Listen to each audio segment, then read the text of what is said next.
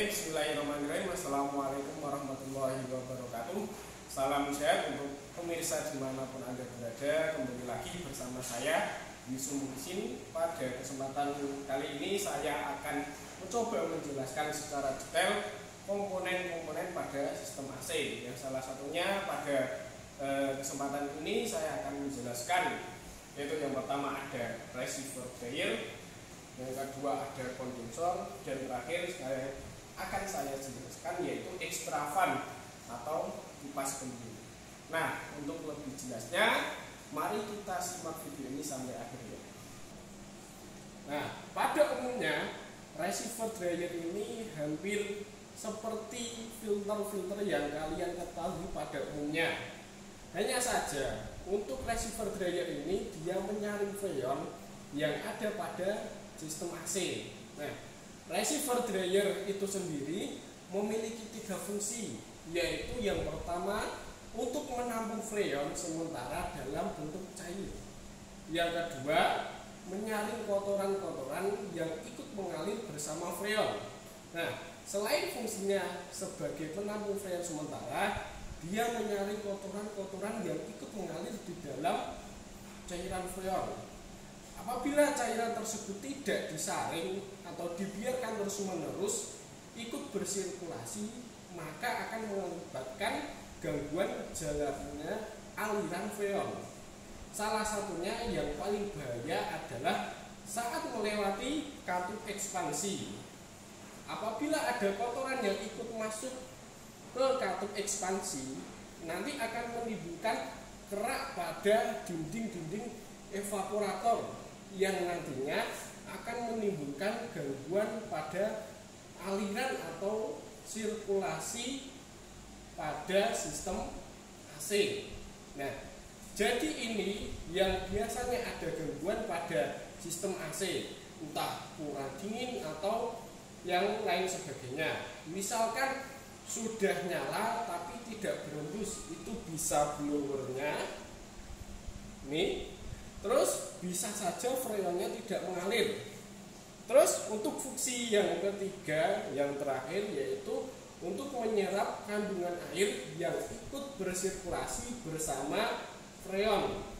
Jadi selain kotoran di dalam cairan freon, untuk di zaman sebelum R13 4A ini yaitu ada R12.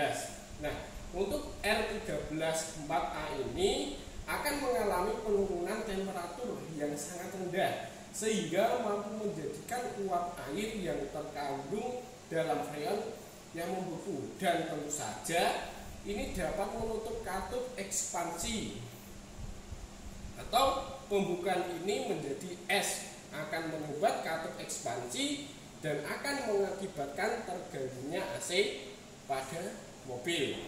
Oleh karena itu, freon yang akan diinjeksikan ke dalam katup ekspansi harus benar-benar berwujud seperti cairan murni freon tanpa adanya kotoran, baik kotoran terkipisnya selang pada kompresor, ya ini ya, selang pada kompresor,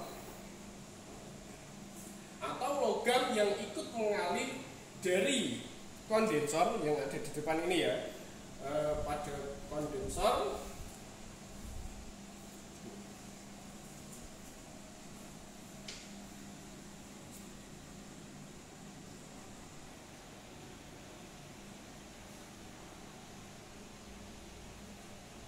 ke receiver dryer.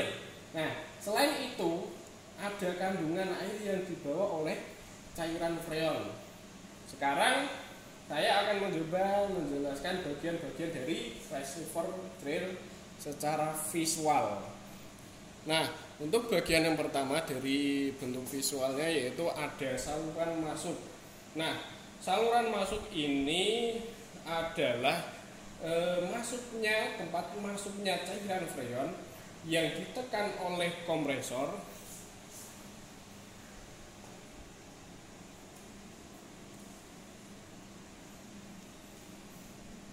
melewati kondensor,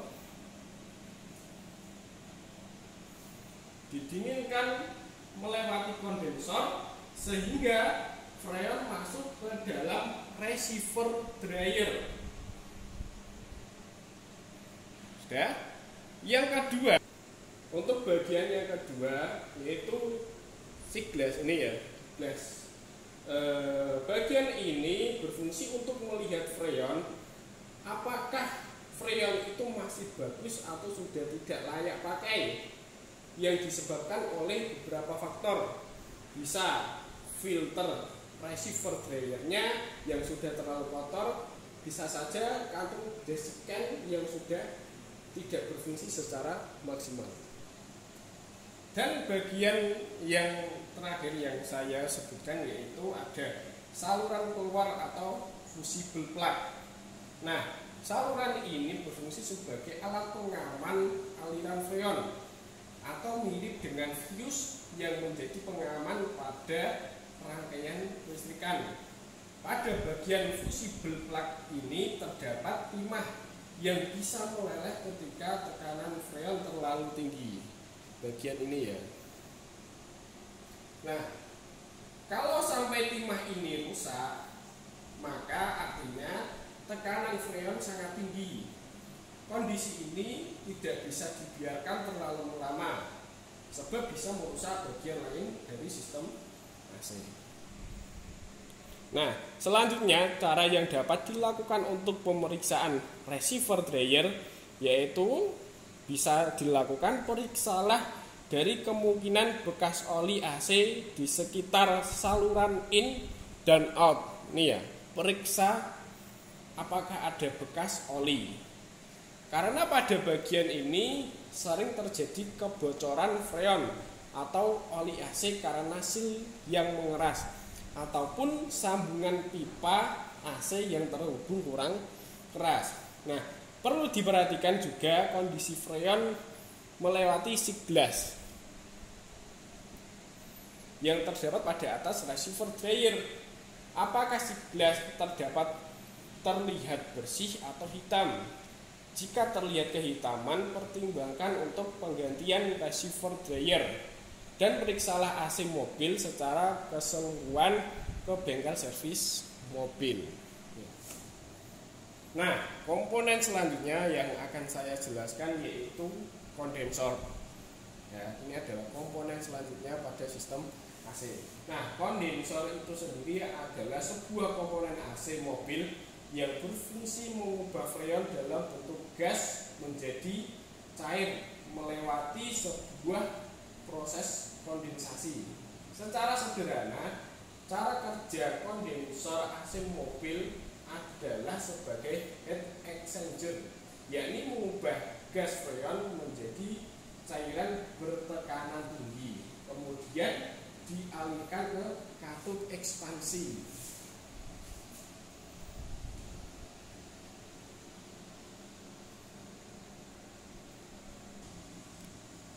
Kondensor pada dasarnya fungsinya sama seperti radiator, yaitu untuk membuang panas keluar dari sistem AC mobil. Ketika freon memasuki kondensor dari kompresor, ini ya, dari kompresor masuk ke kondensor, dari kompresor masuk ke kondensor. Nah, kemudian freon bergerak ke kondensor dan menciptakan panas. Tetapi udara yang ada di sekitar tabung dari kondensor membuat freon menjadi dingin sampai berbentuk cair. Nah, proses inilah yang membuat cairan yang berfungsi mendinginkan mobil. Ketika pindah dari kondensor, cairan melewati receiver dryer. Nah, fungsi dryer ini adalah untuk menghisap air yang memasuki sistem AC mobil. Nah, proses selanjutnya yaitu melewati thermal expansion valve atau katup ekspansi yang mengubah tekanan tinggi ke tekanan rendah. Jika Anda bisa menyentuh, maka bisa merasakan tekanan dari panas ke dingin. Tekanan ini yang menghantarkan cairan pendingin disalurkan melalui katup ekspansi, di mana hal ini dapat mengurangi tekanan pada freon sehingga dapat pindah ke evaporator. Katup tekanan ini mengatur aliran freon yang membuat sistem AC dapat bekerja secara maksimal. Nah, selanjutnya cara yang dapat dilakukan untuk pemeriksaan kondensor yaitu dengan cara fisik. Lihatlah sirip-sirip yang ada pada kondensor. Ini sirip-sirip ini ya. Apakah terdapat basah oli AC yang menandakan terdapat kebocoran pada kondensor? Serta periksalah apakah ada terlihat sirip-sirip yang tertekuk ya, atau kotoran yang mengurangi pendinginan pada kondensor. Selain itu, penyebab kondensor AC panas yaitu karena kipas atau ekstravan tidak berputar. Nah, jika kipas atau ekstravan ini tidak berputar, kondensor yang terlalu kotor atau oli kompresor yang terlalu banyak, cairan freon yang terlalu banyak, dan putaran ekstravan yang melemah, nah itu yang bisa menyebabkan kondensor menjadi panas. Terus untuk mencegah overheat tersebut, alangkah baiknya jika AC mobil dilengkapi dengan ekstravan ini ya. Selain menjaga overheat, adanya dua fan atau kipas juga terbukti dalam dapat mempercepat proses pendinginan. Nah, komponen terakhir yang akan saya coba jelaskan secara detail yaitu kipas pendingin AC atau ekstravan. Sesuai namanya, jelas komponen ini merupakan kipas pendingin yang akan mendinginkan bagian kondensor AC mobil yang terdapat di bagian depan radiator mobil. Ketika cooling fan berputar dan berembus, maka suhu panas freon saat melewati kondensor akan berkurang. Nah, ekstravan digerakkan menggunakan tenaga dari aki mobil.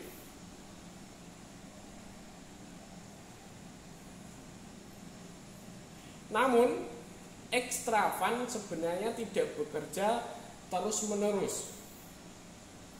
Komponen ini hanya akan berputar ketika ada perintah dari sensor. Sensor ini ada yang diletakkan dekat air radiator, ada juga di kompresor mesin mobil. Terus selanjutnya, selain soal habisnya freon dan tersumbatnya filter AC yang kurang dingin juga bisa diakibatkan masalah pada ekstravan.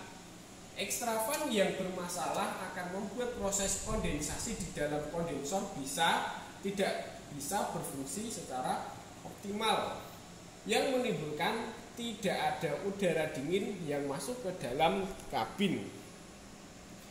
Soal ekstravan, masalah intinya ada dua, antara mati atau tidak hidup sama sekali, atau masih berjalan tapi putarannya lemah yang membuat hembusan angin itu kecil.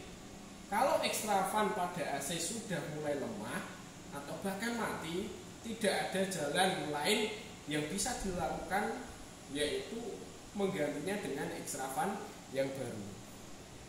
Nah, demikianlah penjelasan saya mengenai bagian-bagian dari sistem AC, yang itu yang pertama tadi ada reservoir, ada katup ekspansi dan katup ekspansi, terus ada kondensor dan kipas pendingin atau ekstravan.